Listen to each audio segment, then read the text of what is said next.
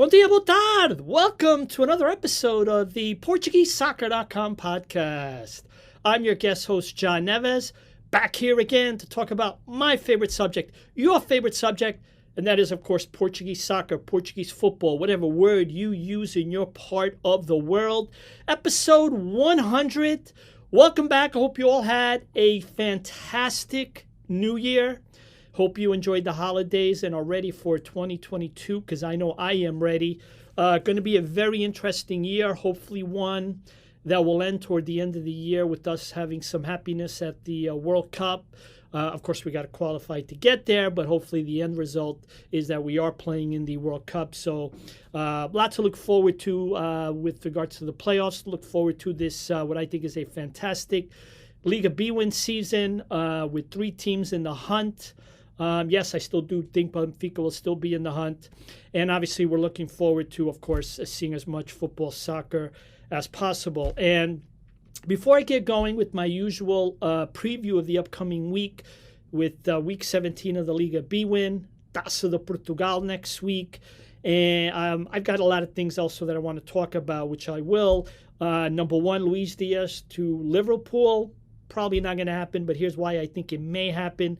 Carlos Carvalhal, all these stories that were linking him, some of the stories were from very good sources, going to Braga. What happened? Fabio Silva is taking Porto to the tribunal over some money he wasn't paid for when he renewed in 2019. I was shocked by this, and I got a few things to say about it after I do my preview for the upcoming week. Estoril Porto, what a mess that was, but at the end of the day, they are going to be playing on a Saturday. Benfica, after all the changes with the manager, they're now dealing with a lot of COVID issues. And also some special news about RTP that just bought the rights to the Portuguese Cup and the Supertaça, and you'll want to hear it because that's really great news for the fans outside of Portugal. I think a problem we've been having the last few years with trying to watch those matches, I think is about to be solved, and I'll explain that in a minute. But like I always do, let's discuss and preview the upcoming week. Obviously, Liga B-win, week 17. It is the final match of the first round of the Liga B-win. After this weekend, then everyone starts to play each other a second time, and you basically reverse whoever was home and the first time you played. Now you are going to be the away team. And everything gets going on Friday with Santa Clara Sporting in the Azores. This is a match. Ruben Amorim is not available. He tested positive. Basically, Sporting has had 8 positive cases since December, and the latest person now to be touched by the virus is Ruben Amorim, so one of his assistants will take over. And Sporting, again, which have not yet lost in domestic competition, sit in a first-place level with FC Porto in first place. They're going to be making the trip to the Azores. Santa Clara, still with their interim manager, Thiago Souza. Santa Clara has not yet basically announced him as either permanent, or they've not hired a new manager yet. He is their 3rd manager this year. He's already managed them for 2 matches. They beat Guimarães at home in his first match, and then the most recent week 16, they lost in Passos de Ferreira and Cesar Peixoto's debut.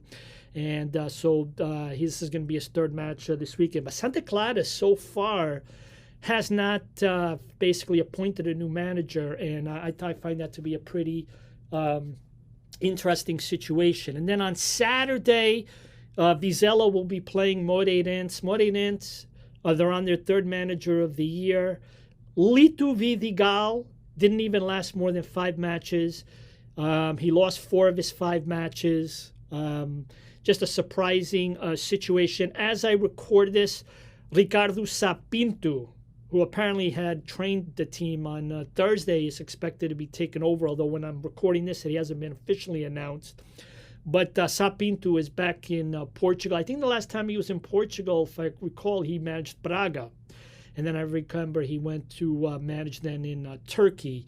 But Moreirense with Ricardo Sapinto, if in fact he is officialized, they'll be taking on Vizela.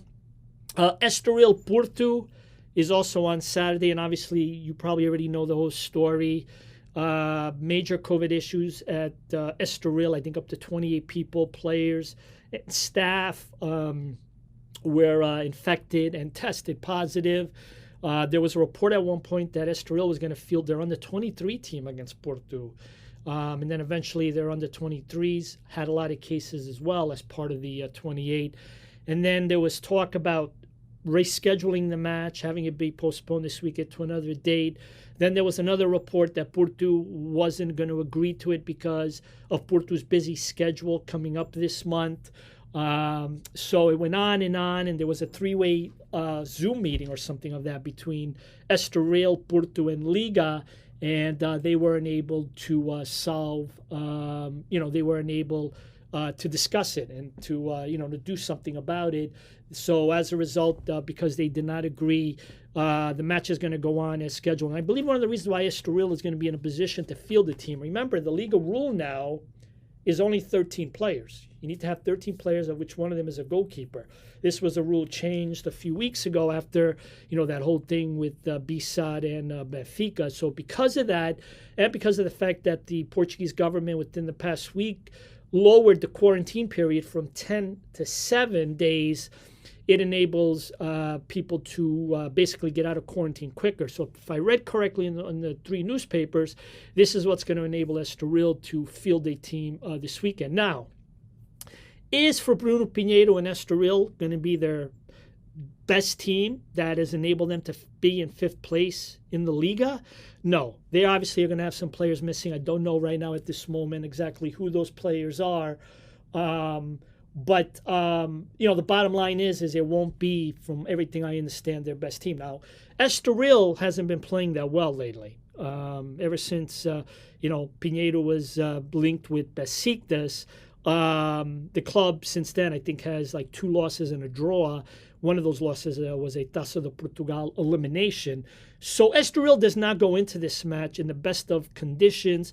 They lamented the fact that they have to play this match. They talk about the verdade esportivo, the ability that when two teams play, that they're both playing to their maximum potential so that it is a true match.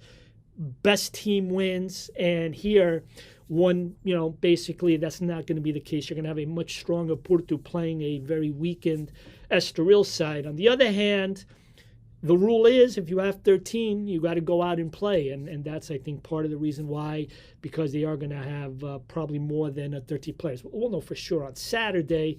Porto has gotten some criticism for why they did not reschedule, which I think for me is a very fair criticism. Apparently if, Estoril suggested maybe playing during the Taça de Liga week, which would have worked out pretty well for Porto because neither Porto or Estoril are playing in the Taça de Liga, which is coming up later this month on the 25th and the 26th. Those are the days of the Final Four. But Porto's got players missing that week with the international break. That is an international break, yes. Portugal's not involved, but in South America, because, there were many matches postponed, they are playing, I believe, CONCACAF, so you're going to see players. I know Moreirense, Vitória. You're going to see Eustáquio from Passos de Ferreira play for Canada. So there are going to be internationals later this month. And then, of course, you've got Porto's players are going to be away. So Porto, if I read the story correctly, Anjogo wasn't very keen on playing a Liga match. Remember, the Liga is the number one objective for everybody. And obviously having Taremi away with Iran, Luis Diaz away, and all the other different players are going to be away on duty, the schedule just wasn't right. Now, someone could criticize Porto because, after all, they are available. And after all, if they were playing in the Taça de Liga Final Four, one could say, well, obviously they couldn't postpone that. They would have still had to play it. But at the end of the day, this is the Liga. It is the most important competition. It is the number one objective of all the teams. So Porto was just essentially defending their interests. Now, I'm not entirely sure. I'm just looking here on my calendar why they couldn't play the 17th, 18th, 19th, or the 20th. But either way, it doesn't matter right now. Neither team is going to be playing because they're going to be playing this weekend as scheduled. So that's going to be taking place this upcoming weekend. And then to wrap up on Saturday, you're going to have Boavista playing Tundela. Then Sunday, Benfica will be in action. Benfica, again, 6 cases. Verissimo finally gets to play in a match where he had a certain amount of time to get his team ready or for him to be really involved. They're going to be playing Passos de Ferreira, which last I heard, Cesar Peixoto, he is tested positive, and he was managing the team at training through technological methods where they must have had a camera and he was still able to watch and direct things. But last I heard, I don't think he's going to be available this weekend. But you got Benfica and Passos de Ferreira. You got Portimonense Marítimo. That's a good match. Braga Famalicão. I'll talk about Carlos Cruvial in a minute, as well as Ricardo Horta, who was getting some interest from some big clubs. And then you've got BSAD playing Aroca. And then pretty much action winds down on Monday with a pretty good battle of 2 teams up north, and that's Gil Vicente and Vitória de Guimarães. So that's a pretty good way to finish week 17. And then after that, like I said, we go to week 18 the following week, and obviously everyone will start playing each other a second time. And then next week we have, of course, the Taca de Portugal, the quarterfinals, 1 leg only. It gets going on Tuesday with a Davy and Goliath match, and that's Lessa from the 4th division will be taking on Sporting. Lessa is going to be playing this match, Stadio do Móvel, over at Passos de Ferreira, so they're going to be using their stadium to host this match. And I've always said that one of the sad things sometimes about a small club when they have to play a big club is, even though they're going to benefit from playing on television, I think they even make some, good money out of it, which for some of these smaller clubs is a humongous amount of money. But they're going to essentially be playing in a stadium that, although will be set up to be their home stadium, really, not really. I mean, I think Sporting players have spent more time playing in that stadium that are currently on the team than the actual Lessa players have played in that stadium. But, in a way, it almost evens it up a little bit more, as opposed to if you were playing at Lessa and you have to deal with whatever the situation is at Lessa, because that's what Lessa plays in every day. That's not going to happen. So Lessa is going to be playing that at Passos de Ferreira's stadium. And Lessa Sporting gets things going on Tuesday. Again, Ruben Amorim, based on the latest reports, will not be available. I don't expect much of a surprise here. I think Lessa maybe keeps it interesting. But I think at the end of the day, Sporting is Sporting, and I just don't see them somehow losing this. But you know what? They call this the Taça de Portugal because it's the competition where the little people can be the big people for a day. So we'll see. Then on Wednesday, we have Rio Ave, Tundela, and then we have Vizela, Porto. That's 2 pretty good matches. Rio Ave from the 2nd division playing a 1st division team. Vizela, I think just a few weeks ago, played Porto at home and lost. So Porto will do it all over again. And again, I think you have to say that on paper, especially because all of the internationals will still be with the team. Porto so far, outside of Luis Diaz, has been okay with the COVID. They've done a great job compared to some of the other big teams. Really a lot of credit to Porto. But Porto will be going to Vizela. And then on Thursday, it wraps up with Portimonense playing Mafra from the 2nd division. And in case you're wondering, the Lessa Sporting Vizela Porto matches are going to be on TVI in Portugal. The others are going to be on Sport TV.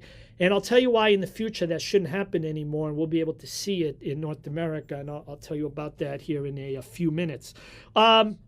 Let's go to the 2nd division report. First off, again, much like the 1st division, this is the final week of the 1st leg. And then after that, everyone will be playing each other a second time. And the most interesting match to me this weekend was the fact that there were several managerial changes recently in the 2nd division. Pedro Ribeiro, a lot of you might remember him a few years ago. He was the manager at BSAD, and there was that particular match when they were playing Porto in the Jamor, and then there was apparently some type of thing that took place between Pedro Ribeiro and Conceição. I don't know if you remember the whole thing in the tunnel. I don't remember if they had video, but nothing came of it, at least best that I know. But the point is he was managing Benefial, and he left them and he went to go and take over at Académico do Viseu. And what's interesting is that Benefial just hired a new manager, a gentleman named Filo. So this weekend, you've got Benefial with a new manager, Filo, taking on Académico Viseu, Pedro Ribeiro, who used to manage Benefial. So that's your match on Saturday, but those are the great storylines for this weekend. Another interesting match this weekend, you've got Casa Pia and Leixões. But then you've got the Clásico of the second division when it comes to the B teams, and that's on basically coming up on Monday. You've got Benfica B taking on FC Porto B on Monday afternoon, 1600 hours. That match is being played in Seixal. That's a BTV game. Benfica B leading the way in the second division with 33 points. Feirense from the Feira, second with 32 points. Casa Pia in third with 30, followed by Rio Ave in fourth with 27, and then Chaves and Nacional are fifth and sixth with 26 points. So the second division being led by Benfica B, but Benfica B has something like a dozen players, if I read correctly, that have been infected, and they've got to play a Porto team that I think is in better shape in terms of those details. So a very, very big match. And regardless of where they are in the standings, the classification, it really doesn't matter. These are the future players of these two big Portuguese clubs, and they're essentially going to be playing each other. And Benfica B has a new manager, by the way, obviously with Verissimo taking over the first team squad. Antonio Oliveira, who used to manage Atlético Paranaense in Brazil. There was some talk that Sacramento, who had been Mourinho's assistant at Roma, was going to take over, but that did not happen. Antonio Oliveira is the new manager of Benfica B, so there's another storyline to the game. In addition to the fact that it is a second division Clásico, you also have Benfica B debuting their new manager in that match. So that's that, and then Nacional Feirense, again, is the other match on Monday, and then you've got some matches that have been rescheduled for February, and that's Feirense taking on Académica, and Chaves taking on Rio Ave. Those matches from week 17 have been pushed over into February. And, the second division, we haven't had two matches. I think next week is going to be the third match that involves B-side, I think next Thursday. But the second division's had a lot of matches rescheduled. There's been some matches that haven't been, but there have been more matches rescheduled in the second division than there has been in the first division, and that's the case again with the fact that the full spread of games for this weekend won't be taking place because some of the matches got postponed into the month of February. So that's your second division report. And one thing, by the way, I also wanted to say, I read a great article from Portugal, and they were talking about how, in the first division you have the big three. Then you have your other two or three clubs that are trying to fight to get into Europa or the Europa Conference League. And then you have some of the clubs that are at the bottom that are trying to avoid relegation. And the second division, you literally have, and remember, if Benfica B wins the second division, it means nothing because they can't win. Well, they can win the second division, but they can't go up. So as a result, even though Benfica can win the title, they can't go up. So that means you've got 5 teams right now that are battling essentially to get promoted, whereas basically top 2 get promoted to the first division, and then if you're the third place team, basically you're going to be playing in the playoffs. So a lot of competition at the top in the second division for the playoff, for the promotion. And then you look at the bottom, and Académica and Varzima are really at the bottom, which probably is good because that means all the clubs on top are probably safe and will avoid the drop. So the second division this year has been pretty good. I know a lot of people don't follow it. I've always said that I wish a lot of the second division matches or at least if they don't do it live, maybe put it up a few days later, put it up on YouTube, put it up on the Liga website and let people register a password to go see the games. But the point is, let people see the games. Portugal is built so much on youth, and that's where they got it started. So that's just my opinion. But again, second division, really working out well with a lot of competition. And obviously this weekend, we're going to have the big Benfica B, FC Porto B Clásico. My picks for this week, didn't do any picks last week. The week before that, I sucked. I was 0 for 4. So I kind of needed a week off. And 59% correct. I've got 39 correct, 27 incorrect, which gives me 59%. At one point, I was like 78%. And this last 2 months, I've not been doing well. So 2022 better be better for me. So this weekend, and I'm going to go with, I'm going to take it easy and pick some of the bigger matches.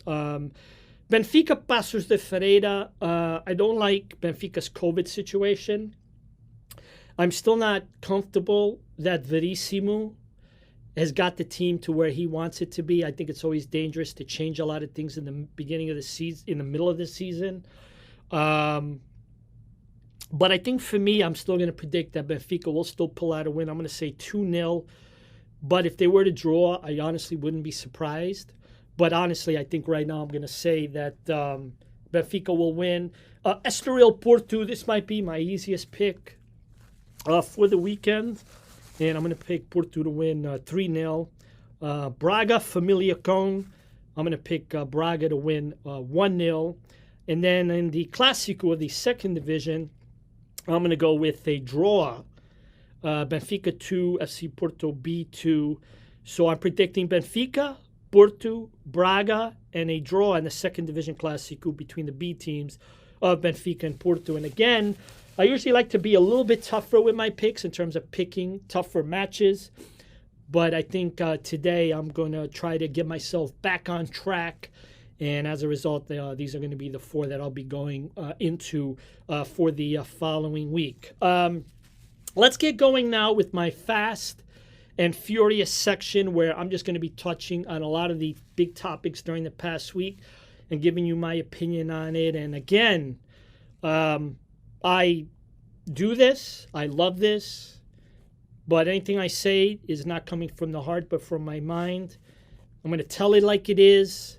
Sometimes I'm going to be critical. There are episodes when I'm critical of a team and all of a sudden somebody hates me because, well, I'm anti their team. No.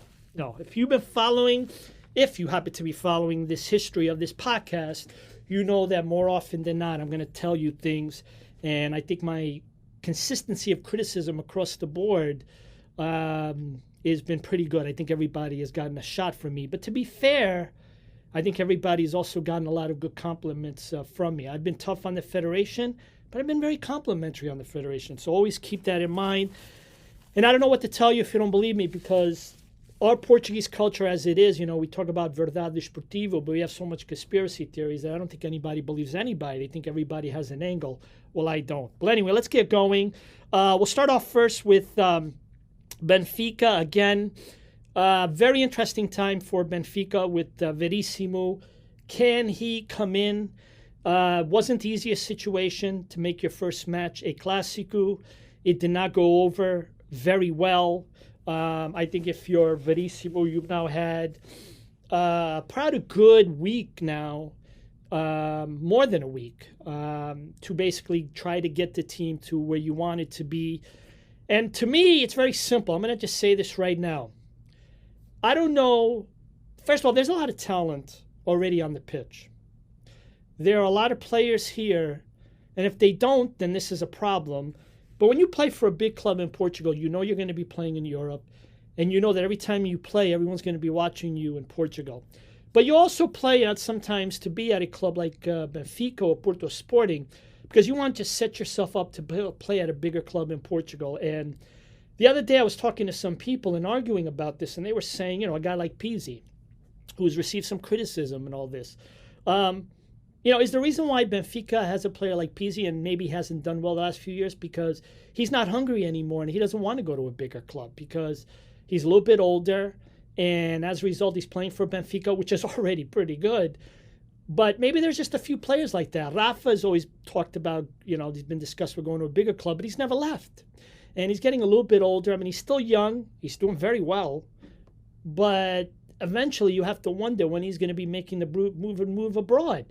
My point is you just wonder sometimes with some of these players if they just get complacent. Do some of these players realize that playing for Benfica means you're not only playing for Benfica, but you're also playing for your next opportunity to go to a bigger club? Because there's not many Luizões in the clubs.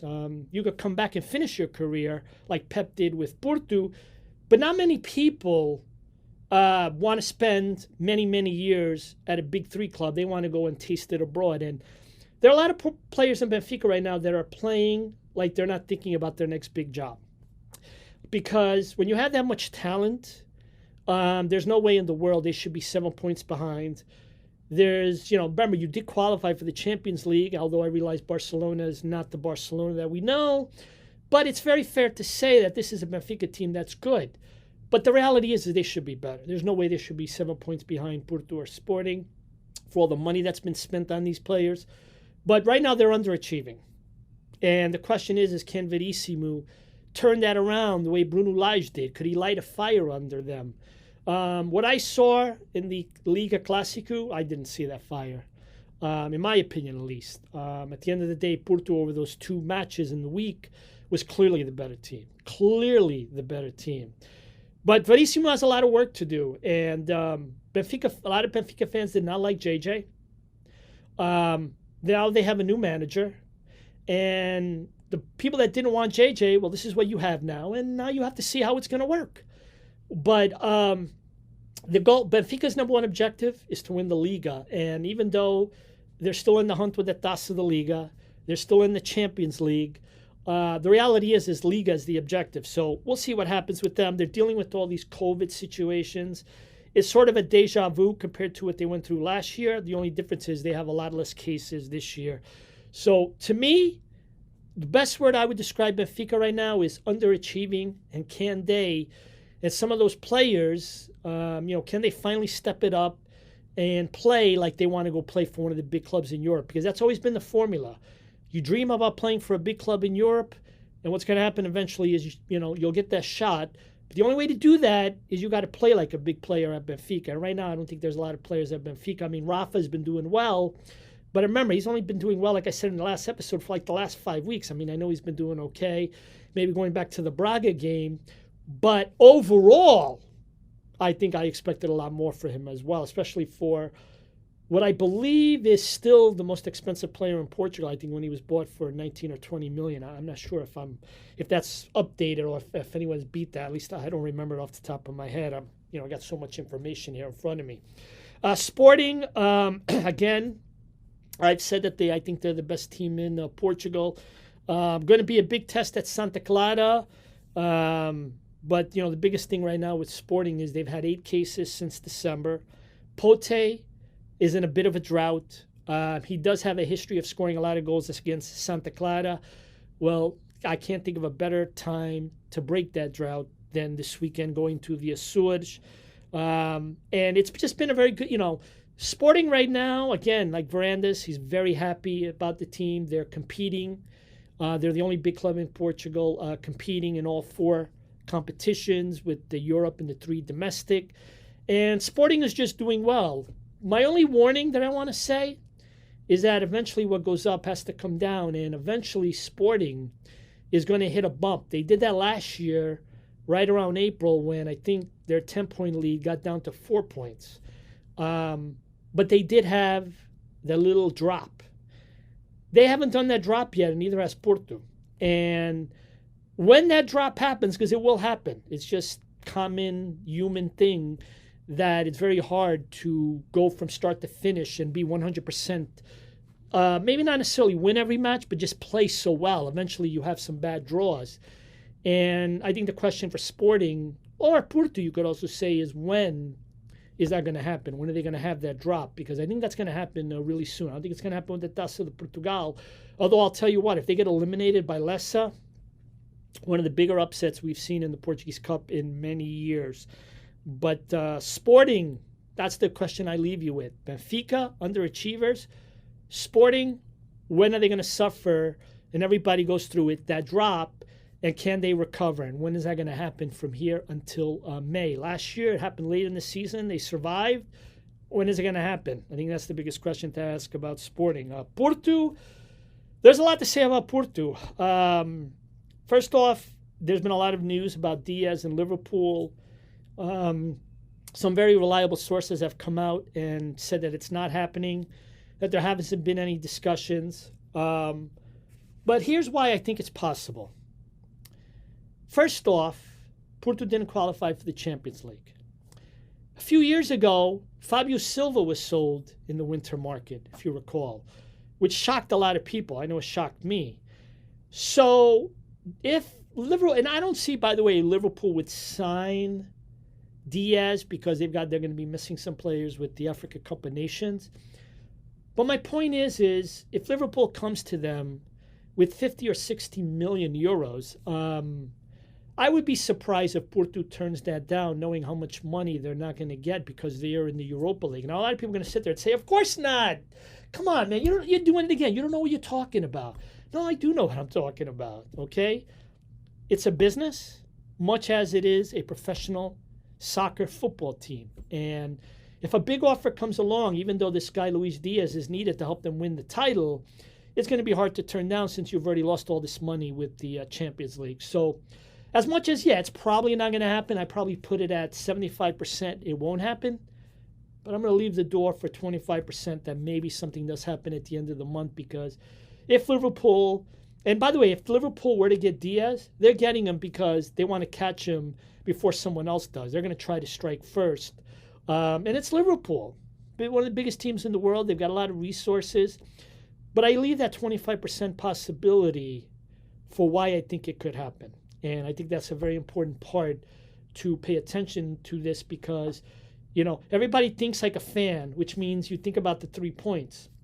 But in Portugal, I think sometimes you have to think as a fan and you have to think as a business person because, leading now up to Fabio Silva's situation with Porto, I was shocked. Initially when I saw it on Record and El Bol, I thought, this is when Porto fans like to say that those newspapers are trying to make fake stories. And now you see it being reported by Ojogo and you see that apparently there's truth to it. And let's think about this for a second. Let's put this into perspective, especially for any Porto fans who might be hating on me now.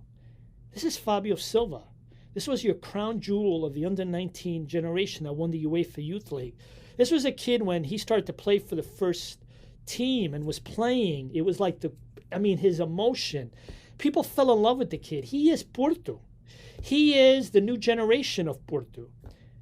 And I'm telling you right now, for him to have to be put into the position to have to take his club his club of love that he owes so much for to the tribunal, that is not an easy thing you do.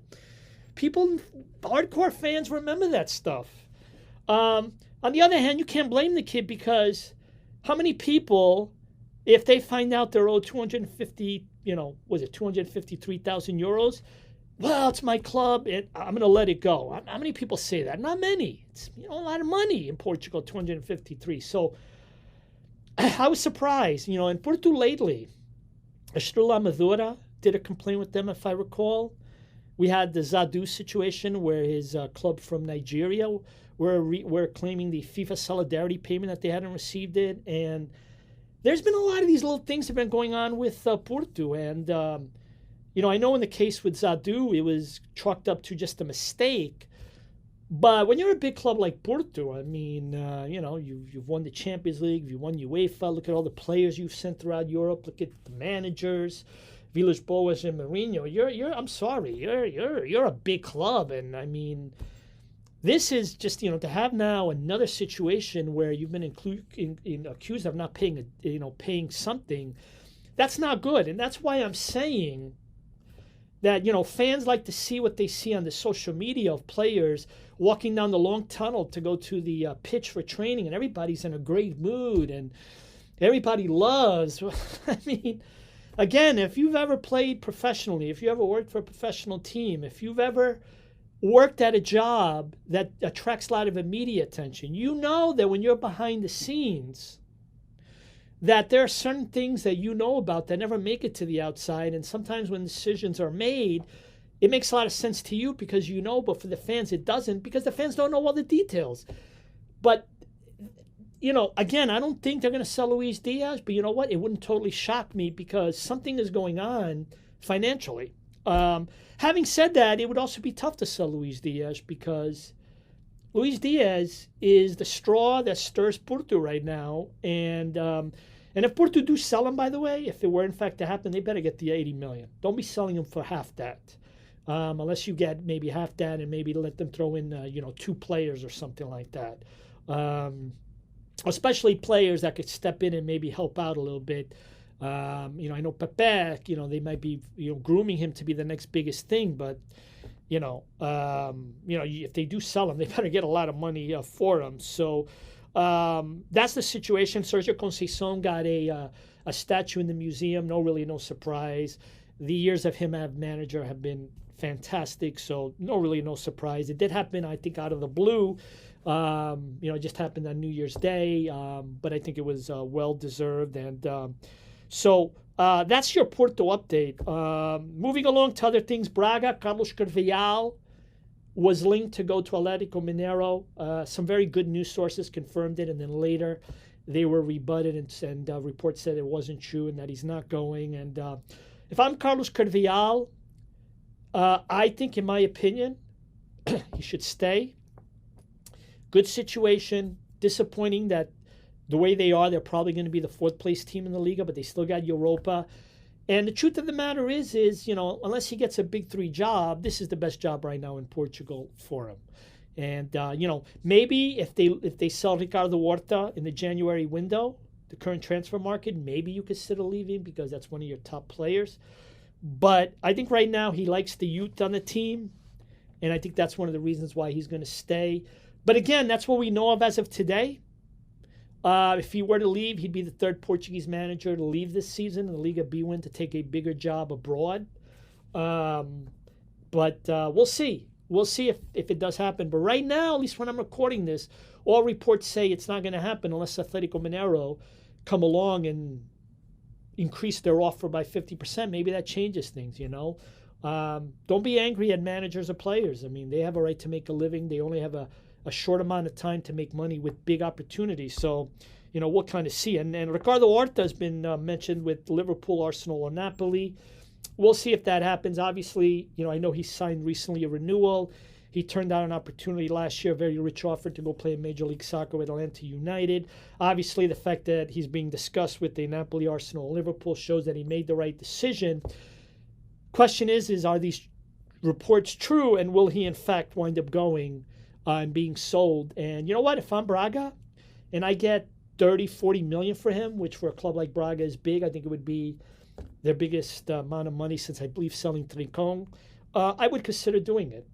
You're kind of saying that you're not going to compete for the top 3 in the Liga, but it's hard when you're a club like Braga, which is in good shape financially, decent shape, that is. You make a money like that sets you up to buy a bunch of new players. And they've got some good young players coming through Braga that could probably step in. And that's the way it is with Portuguese clubs. Somebody gets sold, someone new has to step in. So we'll see what happens with that. RTP has bought the rights to the Portuguese Cup and the Super Cup for the next 2 years. It had been on TVI these last few years, and as a result, most of us, the immigrants abroad, a lot of us, especially with the Taca de Portugal on that Sunday in May, we're used to seeing it on RTP International for most of us, maybe not all. I know, most of us. But they have bought the rights for the next 2 years. And I say this because if RTP now has the rights, the chances of some of these matches now being on RTP International are more than likely going to happen. So we've had a few Taça de Portugal finals. We've had a few Super Cups that were not broadcast on RTP International. And you couldn't really find it any place unless you went to, a bar or a restaurant and watched the game. But really good news for those abroad. I think this is great news for Portugal. RTP already shows one Liga B win match a week. Estoril Porto, by the way, is the match for this weekend on RTP International. But RTP International now, because I remember in the past, they used to show sometimes, like, for instance, I know with the quarterfinals, they used to show like 2 or 3 of the quarterfinals. We don't have that privilege this year. Again, I understand the federation's going to go with the better offer, but you don't get TVI. I think maybe TVI has an international channel. I'm not sure, but I also don't understand why they couldn't cut a deal and put the match on RTP International. Someone was telling me a story that it's because there are some other countries that have the rights already to the Taca de Portugal, but that shouldn't necessarily mean that those rights cover the whole world. I mean, it should go by country. I believe that's how they do it with the Premier League. But so the bottom line is it's going to look good. That's not going to change anything with the Taça de Portugal final in May. But obviously, when we have the Super Cup in early August, moving forward, a lot of us immigrants are going to be able to watch those games on RTP International. So that's really very good news. I mentioned before that, by the way, that Sá Pinto is going to be the new manager of Moreirense based on reports. A lot of people don't understand the recycling in Portugal, and sometimes it looks like you can't believe it. But you also understand something. You don't make a lot of money managing a club in Portugal unless you're in the top 4 clubs in Portugal. You're not making millions of dollars, let's put it that way. You're not making a lot of money. Carvalhal's making good money. Probably Pepa's making some decent money.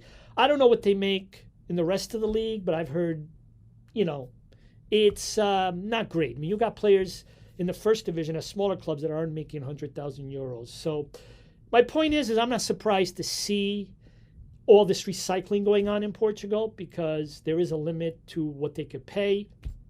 And to be fair, you want to hire a Portuguese manager because they know the Liga better than bringing in a foreigner and doesn't know anything. And maybe there's something to be said about that. You don't need somebody. It's all about knowing your players and fielding them against your team. But in Portugal, I think you need to know your players. I think you need to know the players in the league. You need to know the cultures. You need to know the stadiums. And I think that's why a lot of times you have a lot of recycling. Congratulations to Leonardo Jardim for winning the Saudi Super Cup. That is some very big news. And let me end it by saying Atlético dos Arcos, my team from the districts, playing in the promotion division of the districts in Viana do Castelo. Big match this weekend against Valenciano. Let's be honest with you, it's a big match every weekend. But they are in first place in their group with 6 points. Valenciano has only 3. This is only the third match day because in the 2 divisions, the top 5 teams in each of the 2 divisions got promoted to this promotional group, and now they're playing for one team to get promoted. So good luck to the boys from Atlético dos Arcos. Let's bring home the 3 points against Valenciano. And obviously, I'm always rooting for them. And I always like it, if I'm not busy, I love to catch the relato, the play-by-play in Radio Valdez. I just, again, there are people who probably think, what? But I enjoy listening to that whenever I can. And to me, that's the heart of Portuguese football. Everybody thinks about the youth, yeah, but a lot of the stars usually start at these lower divisions as kids. And I remember Jardim when he was at Chaves playing Atlético dos Arcos, although they were under a name many years ago. There are a lot of people that are playing in the first division that many years ago played against Atlético dos Arcos. So I remember this very well. Folks, I'm going to wrap up episode 100 here, and thank you as always for listening to me. Let me just also correct 2 things. I think, and I do this a lot because there's just a lot that I want to get off my mind. But last week, I think I was talking about the Taça de Portugal final, and I said Chaves beat Porto back when Villas Boas was manager. Obviously, I meant to say Porto. I got my words mixed up. And then I think I also mixed up Paulo Fonseca and Paulo Sousa in one sentence when I was talking about Paulo Sousa going to Flamengo. So apologies for that. And I wouldn't be surprised if I made a mistake in this episode. But listen, thank you for your support. Looking forward to another 2022 this year. This year, hopefully my schedule gets better.